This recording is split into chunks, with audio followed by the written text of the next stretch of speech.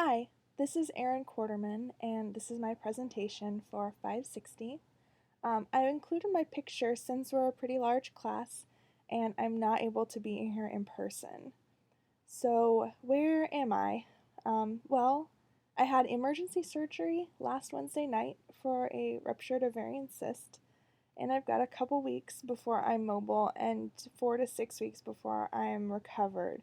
But thankfully, I'm home from the hospital and I've been able to get this presentation up and running. So, I was going to begin my presentation by playing a song on my accordion, which is definitely too heavy for me to pick up right now. I'm in a band, seen here, and I was going to play our standard warm up song from The Office. Oops, This Office. Then I was going to have you guess what my user group was. Yep, elementary school students. And while they might not watch The Office, I wanted to show how powerfully you can get attention with a song. And while a lot of the challenges and characteristics I've listed here depend on the specific school or state, in general, there are some that mostly apply to all of them. First, that this age group is required to attend the programs in their library, and that they are also being increasingly pressured by No Child Left Behind and other standardized tests to improve their scores, and sometimes this has even led to cuts in recess. So this is a group with a lot of energy and a lot of pressure. They come from various backgrounds with various skill levels and different exposure to technology, and they also span many developmental stages that we discussed, and I've discussed in some of my other youth-centered courses.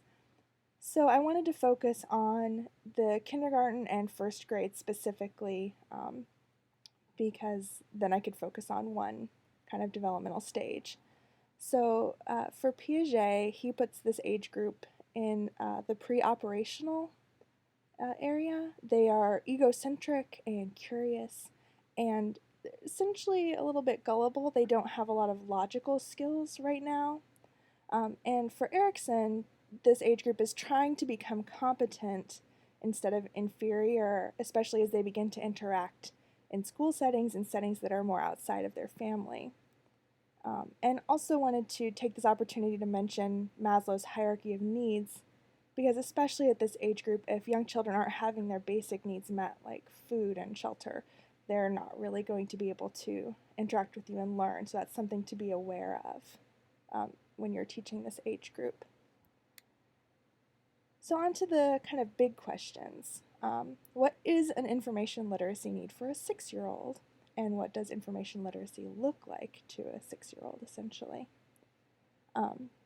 So most children have a lot of information needs, but those needs are addressed by their parents and their teachers, and this age group learns to rely on these sources of information. So what we want to do is expose them to new ways to find information they might need. And then as far as what information literacy looks like, at this age it really looks like toys and games and simple activities.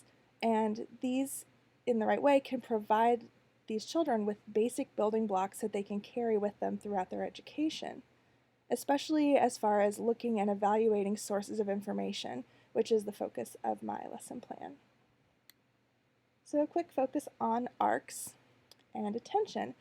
And I already kind of gave you my attention getter, which is music and games. And to keep this short and, if you can, repetitive, maybe lasts about 5 minutes. Essentially, this whole session will be kind of short. That's kind of the attention span of this age group. Moving on to, I'll go back really quickly.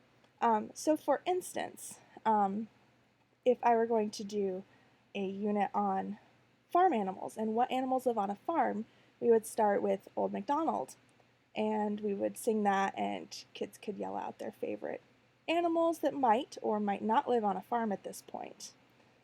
And we would essentially just sing that and have fun. And then we would move on to the relevance portion, which would be kind of an interactive talk or a lecture or combination, probably another 5 minutes to keep it short, where in this case we would talk about how would you know where to look up what animals live on a farm? Who would you ask? Would you ask? I'm guessing we would have teacher, mom, dad, and brothers and sisters and a whole plethora, but maybe we'd get into farmers. Maybe we'd get into books or the internet, and to have essentially that kind of lecture. Again, this is required for them, so as far as it being relevant, it kind of, that doesn't play into a lot of this type of curriculum. But ideally, you'd want to relate the curriculum to what they're studying in their actual classroom. That doesn't happen too much at this age, in this age group, but especially will happen more when they get older and are doing research projects, if the librarian kind of works with the teachers that are teaching those units. So it's all about networking and relationships. And then I put this section here because I think it is important to the relevance for them, which is having an end goal or product, especially since they're not getting a grade. Like, let's have something to show for what we did. And then as far as confidence, what we want to do here is an exploration. So individually or in groups, kind of how they prefer to work. So we're getting into learning styles a little bit here. Give them 10 minutes to look at books that we've provided, to look online, to look in a library catalog, to ask somebody if we could get a teacher, or I mean, ideally, maybe one of their parents is a farmer and he or she could come talk to us about being a farmer and what animals they might have.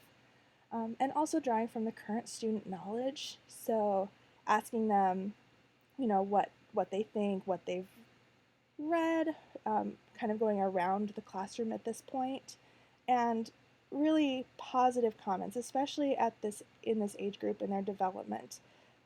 You definitely steer them away from incorrect answers, but we'd want to focus on the things they get right, and that's a great idea, but let's try to find out how can we make sure that that's true. So staying positive is important. And then for satisfaction, this kind of section would be a summary of what we've talked about, a summary of what people looked up. It could be as simple as who looked something up on the internet and raise your hand, who looked something up in a book. And then some sort of activity that could be done by the individual.